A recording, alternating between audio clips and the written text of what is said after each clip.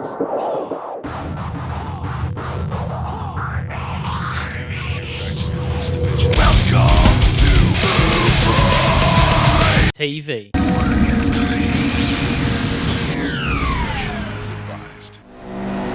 What's going on, you breeders? Max here. And C-Bomb. Max and C-Bomb coming at you from the Fear Factorium, Australia's #1 Fear Factory Museum. Check it out on Instagram. Yeah, check us out on Instagram if you want to see more.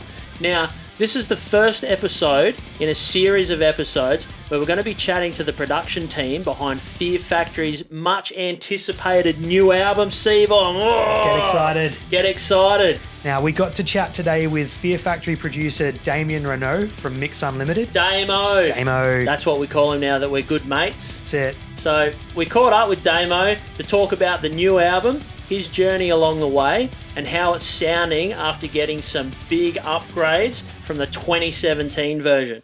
So C-Bomb, let's get into it. Checked out. G'day guys. Today we're chatting with Fear Factory producer Damien Rainaud. Now Damien's a French musician. He plays bass in LA band Once Human. He's a touring bassist in Dragon Force, and he's worked with metal bands like Baby Metal, Alma, and yeah, Dragon Force. And Fear Factory, he worked on Genexus, and he's also working on the new album. New breeders, please welcome Damien Rainaud. Hey. Hey, there he is. Welcome. Hi guys, thanks for having me. Our pleasure, man. Our pleasure. How you doing? Very good, very good. On the very last moment to send the session to Andy Snip for mixing, so it's very exciting. It's very rewarding because it's at the point where we know we're all there, right? So we're just finalizing the very little details and stuff. It's very cool. Yeah, so, excellent, man. Exhausted and excited. Yeah, awesome. Now, Damien, because we're Australian, we've made up a nickname for you. So we're just going to call you Damo from now on, if that's all right. All right, that sounds good to me. All right, Damo. Well, let's get into it, mate. C-Bomb, do you want to start? All right, I think I've got the first question here is, were you a fan of Fear Factory before working with them? Well, yeah, I gotta admit, yes, I was. I discovered Fear Factory when I was like 14, about 14, yeah. And that was in 99, 2000, I think 2000, yeah. So, I started with Obsolete because that was the album of the moment. And then that was the G-Model right after, right? And so I really liked all that. And funny thing, I listened to Demanufacture later on, but, I was very into like the thing that caught me at first was when Shock start and you have this intro and this whole setup and then boom, the big 808 and the song start. I was just like 14, 15, whatever. I was just listening to some other traditional metal bands and stuff, and then you get into Fear Factory, you're like, whoa, didn't know that existed, right? Kind of, right? So that's awesome. Actually, I got into Fear Factory in the same way. Obsolete first, Digimortal, and around that time, Demanufacture. And then when I heard that, I was just like, I was sold. Yeah, you have to dig, like, what else did they do? I need more, right? Kind of. Yeah, that's right. That's right. And then when you go back, there's so much. It's also so good from the start up until now that if you go back, you just get more rewarded as you go back. That's true. Yeah. I mean, that's very interesting for that too. That every album has a different atmosphere and stuff, right? So it's very, very cool. Absolutely. I mean, no, I definitely was a fan that was enjoying the music for sure. Before working with them, but yeah. Nice. I will just ask. So, what is your favorite album? Do you have a pick for a favorite? Yeah, that's funny because I mean, obviously is really. I mean, whatever I started with, any album kind of when you start with and you dig into the band and you keep listening to the same thing, you really like those first album you listen to. So again, Obsolete and Immortal were, but then I really like them every era. So like they always bring something unique each album, you know, and they still respect the style. That's why it's very, very interesting, right? And Different but consistent. Yeah, exactly. Yeah. Yeah. You're always gonna have something that stands out. Always gonna have something that is gonna stay, and it's catchy for whatever. It could be a sound effects, could be an effects during the song. It could be a part. It could be anything, right? And that's where it's very always exciting too. And of course, working on it, that's awesome. But I really like the latest album, like Genexus, right? Which I really like that one too. Which you worked on, obviously. Yeah, I did. Yeah, so it doesn't count, right? It's my favorite album. That's it. Yeah, Worthy of the praise. Yeah, I like the one that I worked on. It's probably my favorite. Yeah. Oh, the new one is the one. Nah, man, Genexus is just polished and just catchy and just just so much bang for your buck, you know. From It's a really solid album. Very. Solid. I reckon it's turning into one of my favorites. It really is. I agree. So, can you tell us how you started working with the band and what it's been like to work with them over the years? Yeah, so I started working with Fear Factory was in 2012 when they started to work on the recording of the Industrialist, right? And back then I was working with Logan Mader, right? I was his assistant like when I moved here in 2011, when I moved in the US, and so I was recording the album. And then it needed some extra work, like editing or programming or some keyboards and sound effects and stuff like that. And, I started to get to work on it a little bit, and then, eventually I just participated a little bit, little thing here and there. Yeah. It was my first taste of how this worked band in a way, So that was very, very cool. Very cool. Yeah. Awesome. And, so did you develop more of a relationship with the guys and start sort of getting more involved with the production side of it? Yeah, I mean, during the Industrialist or later on? Take us through like the Industrialist and then Genexus and how it's sort of gotten to this point with the new album. So like, the way it started to be more. I was more involved starting in Genexus. So we did the Industrialist. Logan did all the recordings and stuff. Sent it to Greg Reedy back. Yeah, that was Greg Reedy. Yeah, back then. Greg Reedy, yeah. And so during Genexus, Dino needed some help just tracking his riffs, right? Yep. And starting to do pre-production, the demos and stuff, right? So we're starting to do that. I was just simply bringing my laptop to his place at first and just jamming with him. He just recorded the track. He's like, put the drums like this, and he started to. And then, we were building song like that. And then later on, it's like, hey, you want to track the whole album with me? You want to edit the whole album? You want to, finalize things and stuff and get into the production? I was just like, yeah, that's great. Yeah, I would love to do that. And then we started to work. And then, Genexus happened. But yeah. That was very cool experience to do, right? Starting from just programming and doing stuff, and then really get hands-on. That was awesome. Yeah, really like helping to produce the album, like Genexus. Mm-hmm. That's awesome, man. That's awesome. Yeah, for sure. Yeah. All right. Well, we'll just ask a bit more about the new album now. So, just generally, what are your thoughts, and sort of how does it compare to the previous albums?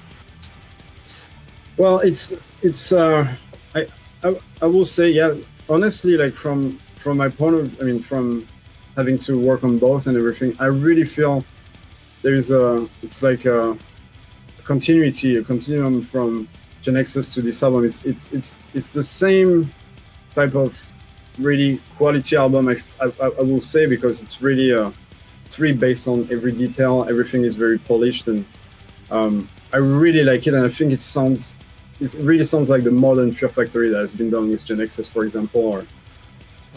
Or Industrialist was different still. Like it's still different anymore. But yeah, I will say it's definitely more like Genexus.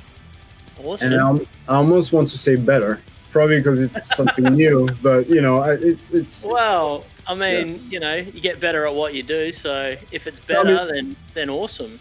even that, like after listening to the song for maybe 100,000 times, I have no idea. It's like I have no idea what the scale is at this point, but it's more like, you know, I still like dig some riffs. I still like gonna headbang. I still gonna put my fist on the table when there's a stop that's very impactful and stuff. So I'm, you know, it's very exciting for sure. It's a very exciting album, and I think Genesis was too. So I think it's a great, you know, progression and evolution for the style in the band. Like, you know.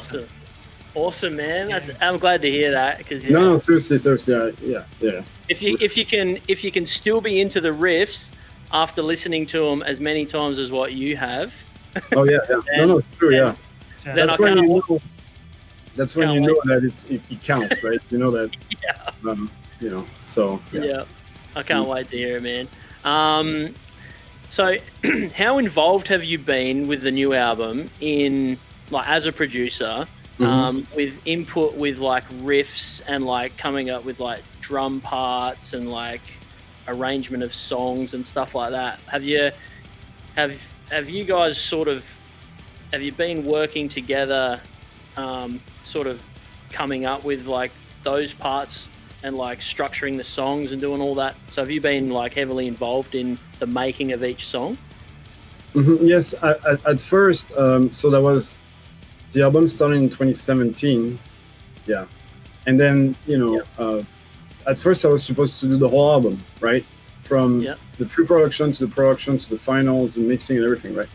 But I had a dilemma with my band, right. I had to go on tour, and it was something we're working on a long time and this and that. So I had just ended up doing the pre-production and then going on tour, and so right. So at first I worked with, you know, we did the same thing, like, you know, record his ideas and we work on it until he's feeling it, he's happy, he gets the, you know, and then I had to go. So I was not able to do much more than the pre-production back then, right? But then, you know, things changed, things got delayed and all that stuff. So eventually this year we got to revisit it, re-listen to it. Oh, maybe this, maybe that, you know, you get into the different vision 3 years later, basically. But so I had to, you know, help out at the beginning, right? And then when the 2020 phase, after sitting for 3 years, we were like, okay, let's work some more on it. So I had, to be involved a little bit on, I was just, you know, giving my feedback in order for Dino to have the picture he was looking for, basically. I mean, he has a vision, right? And I just help him out, like, you know, or telling him, hey, try the other riff you were playing a second ago and add that to the one you did and all that stuff, trying to help him out in his whole creating mess, right? I say that, but it's not bad. It's just like, you know, you throw your ideas everywhere and someone has to, wait, hold on, that was cool, hold on, this is, you know. So then, I mean, I didn't have to do much after the whole album was done, but what we did was just like revisit stuff, and it was like, what do you think about that part? I think like it could be something better. I'm like, okay, what do you have in mind? And okay, try that. What do you feel about that part? Just, you know, and then little things like, oh, the keyboard I think is a problem, oh, the drums I think is a problem, oh, this and that, and then little by little targeting what needs to be fixed. Because don't get me wrong, it was still something totally acceptable and good, but then we really were like, okay, do we think we can go further? And that's what we did, you know. And, you know, again, to be honest with everything, Dino is very passionate about what he's doing, right? You know, you could think there is a business aspect to it, but he's really coming from doing music at first, and he really does what he's doing as far as writing music and riffs, right? And so that counts a lot, that count, right? And obviously after 3 years of a break of an album that was done, it was really like, we got to get this even more exciting. If people didn't even know the album, not even going to compare and say like, oh, I prefer that before. Oh no, yeah, that's way better. But whatever, that's his vision. He really wanted to be, and I agree with him because, you know, when we went back and we were just realizing that it was not necessarily necessary, but now that it is the way it is necessary. You know what I mean? Like it's a step up from what was done. After working on it now, after revisiting the 2017 version and after working on it for a while, it's really made you realize, whoa, like we have made this so much better than what it was. Yeah, it's true, because first of all, the drums were, let's say, the main issue. That was a program drums in 2017, just because it sounds more and more real nowadays, and that's the direction they took back then. But you know, I really think that it's definitely a plus. And you know, I know that Dino didn't want it to go back to that either, so that was a relief for the whole album and the production and the band to do that. You know, because that really step up. You know, you can really feel another drum work on it. You can really feel like something much more powerful, even though, you know, machines are powerful, let's say, but you know, made by human, it's always like something else, right, that connect with us. And you know, I think that was necessary. So human element. Yeah. And then sometimes we change thing like just because it needed to be better. That's it. You know, yeah. So. Did Mike add did Mike add his own few like little touches here and there? Oh yeah, sure, yeah. No, absolutely, yeah. We basically gave him the skeleton, right? We just we work on what's necessary to have in order to serve the song, right? Yeah. And serve the Fear Factory style, the signature, and the whole big block that's coming at you, right? The Fear Factory thing, right? And then, of course, from working from a computer to an actual instrument and a human performing it, definitely brings better feels, better sounding, better everything, right? It did bring his touch too. We always had to check everything. It was like, okay, check that part, that changes, check that. What do you think? Sometimes we're telling him that's great. Oh, cool. It's even better. Sometimes we're like, well, no, let's try this instead. Or sometimes we come up with new ideas because he was submitting something, you know. So it's the best creative part. It's just like when everything gets even better than what we expected, you know, because you know what you're going to get. You're going to get that part, but then you have something that you didn't think about. You're like, wow, yeah, that's what we needed. Great, you know. And then eventually you don't think about the cool keyboards that was there. Now you're focusing on the drums, but you also think about the cool keyboard. You know, you get all those information that are like super cool added to each other. I mean, we really tried to get no details behind, and you know, it's a cool album for sure. Yeah. Awesome. And Mike, definitely always needed. Yeah. That's good to hear. It's good to have all you guys back working on this album, because Genexus was amazing, and if it's the same guys working on it, then how can it not be amazing? Well, thank you, man. And I mean it's still an amazing experience, and don't get me wrong though, you know, it's the way you approach Fear Factory with as a production aspect, right? Just don't really think as, don't get me wrong, this is still music, but you don't think as a traditional music. You have to think as a mechanical metal band that's ripping, and there is no place for fantasy, right? As far as not gonna throw something in the middle, be like, yeah, that's unique, that's cool, yeah, whatever. What does it mean? What is it? You know, you have to keep that. That's very like mechanical, and it's very like very compartmentalized, and it all works into that's true. And the Fear Factory sound. It's part of that that's totally, and that's very interesting because you know, at first back to Genexus, I was starting to like I said, like program drums on Dino's riffs because he needed, you know, to have a feel with some drums. And at first he goes like, don't think like a real drummer, because you know, I'm a drummer originally. I end up playing bass because it's fun to be in front of stage and stuff, but regardless, like you know, I'm gonna think like a drummer to starting from a riff, right, or something, and I go like, yeah, let's do that, yeah. It goes like, no, don't think like a drummer. Like I said, go somewhere else than that. Don't. So I had to just adjust myself in order to, first of all, please him, because he has his vision of it, and then get further, like get into the same sort of mindset that he's in, so that you guys can sort of click and lock in and work together. Yeah, I mean, you know, I have to think his way, right? Because my way could be good for it's good for it, obviously, because I work with it, but he has to be good for what he does and not for what he doesn't do and all that stuff. So that's very good for me to gain that vision of his and work for Fear Factory in what he wants, you know. And he's always going to say like, yes, this is what I'm looking for. Oh yes, this is great. Oh yes, this is cool. And, you know, he's very attached to. He's got a strong vision of what he wants it to sound like. Yes. Yeah, gotcha. And sometimes I tell him like, that riff doesn't do much to me. It could be like, oh, you think? Oh yeah, okay, let me see. And sometimes he's like, are you kidding? No, it's great. And I'm like, no, seriously. Sometimes when you say that, he's like, oh, what do you reckon might work better? And then other times he's like, nah, that is it. He's like, no, I feel it is great. And I'm like, at first, you know, I was just like, what is it? What? You know, and then later on, you're like, it grows in you. You're like, it was damn right. You know? Yeah. So you have to at some point be like, okay, live in the moment. Just don't fight for it. It doesn't mean anything. Maybe it's good, maybe it's not good or anything, right? But it was that's a very interesting part too, you know. Yeah, and that happens when you're working with someone on a song. Like, you throw ideas out, sometimes they stick, sometimes one person's got a particular vision for how they want it to sound. So sounds like you guys are really kind of like meshing together well. It's good to hear.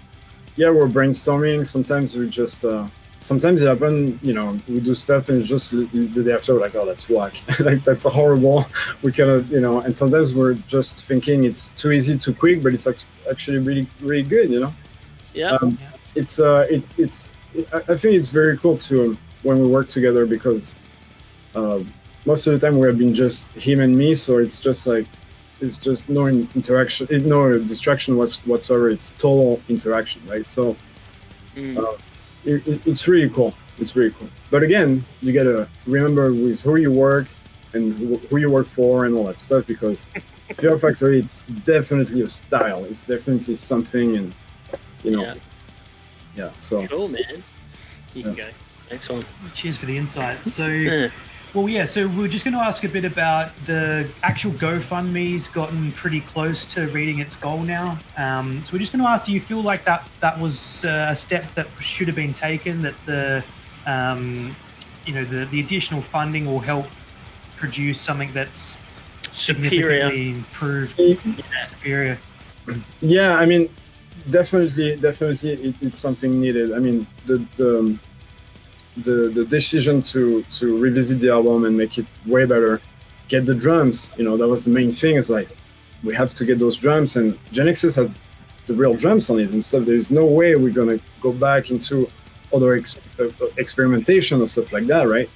And I mean, Andy Snib is, you know, he's the one that make Genexus sound like that too. So it's, I mean, I think, you know, from that, Fear Factory are really like making the right decision, just to make sure their fans get the best out of everything they create, right? And that's really respectful to me to see. I mean, I work with him and I see that. There is no like, yeah, I think we're done, it's cool, I gotta go. Yeah, there's nothing always like, there's nothing that he lets slip through as, yeah, that's good enough. It's like, no, it's got to be perfect, and it's got to sound amazing. Yeah, totally. And so you know, it's the album got super exciting. It was already exciting because the songs are there, right? This, you know, but all details and stuff, like, I mean, some people know about that, but some people don't realize that they get the CD, but there's a ton of work that has been done, right? In order to just some small details that may be a little bit hurt, but if you get rid of them, it's different. It changes the way it sounds. It doesn't sound quite right without those tiny elements. But we got it. So we did that very detail-oriented, small details, bigger details. But we also like changed like some keyboards. We're like, it's too crowded. Dino was like, it's going all over the place. I wanted more to be more structured to the chord progression, or you know, things like that. So, and you know, at first you think, well, there is more, so it's better, or there's all those things happening. But then in the end, you see that, yes, that was needed to be adjusted, because now it's more epic. It's more, you know, you feel it more getting into you. It's easy to listen, but it's so powerful and stuff. You know, I mean, Fear Factory, right? Yeah. So, Fantastic. so Well, that was I think. Sorry, that was my next question. I was going to ask you if you've added any new samples or strings or guitar riffs or restructured any of the songs or anything like that since the 2017. Yeah, definitely. So like I said, like changing some keyboards, but it was more like to serve more the vocals on the chorus or have more impactful riff on guitars by supporting with keyboards or a new intro. We did a lot of new intro on the songs, and sometimes we're just like, oh yeah, it's cool. Yeah, no, we know it's good. But still it could be better. Okay, let's try something. Let's do this. Let's do that.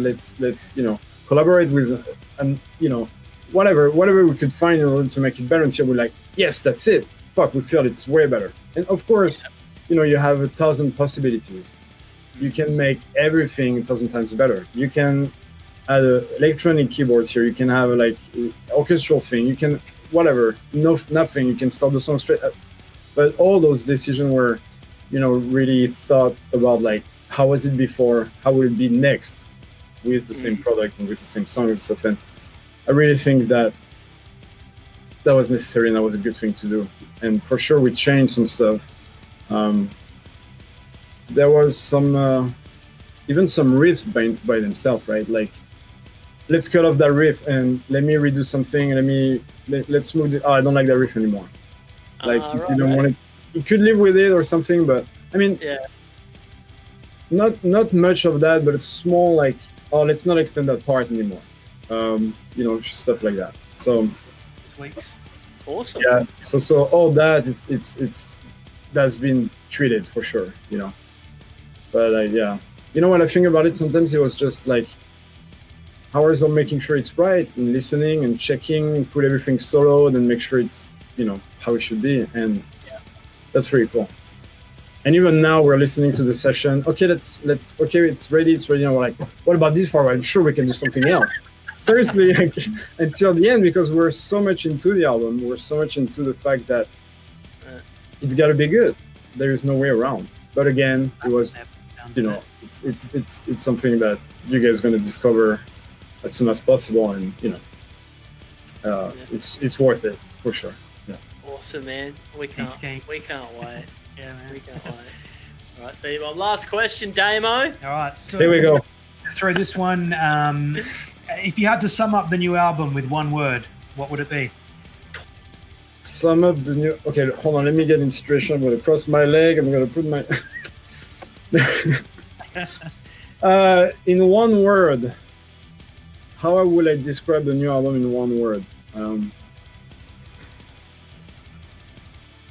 Okay, I will say monumental. Nice. Good one. Well done. I'm like, amazing, awesome. It's not going to be really like impactful. Monumental. Oh, Yeah. Awesome. C-Bomb, I think we've heard it all.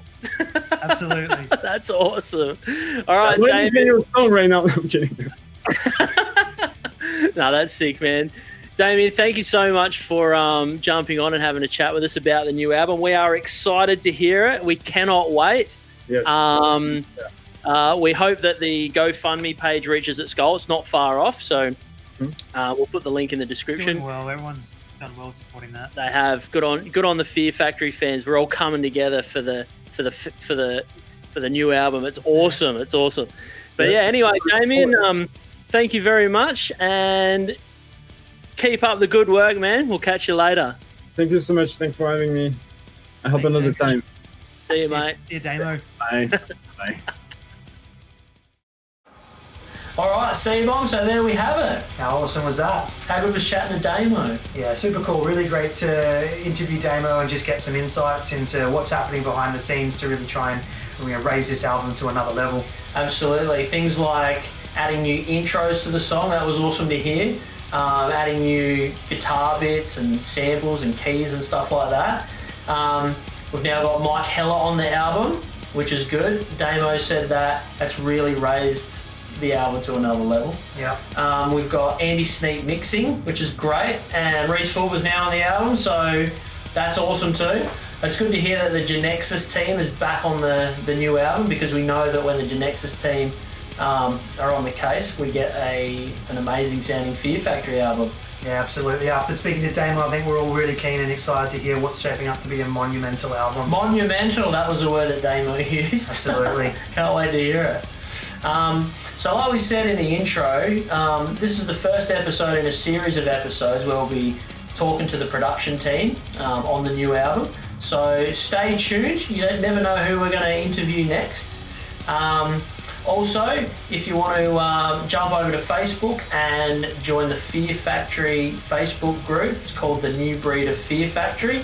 That's where all the Fear Factory fans are on Facebook these days. Absolutely. Don't forget to like the Fear Factorium on Instagram, and please like, share and subscribe to our YouTube channel. That'd be awesome if you could. And we'll see you guys next time. And as always, long live Fear Factory. Short intro, Chris.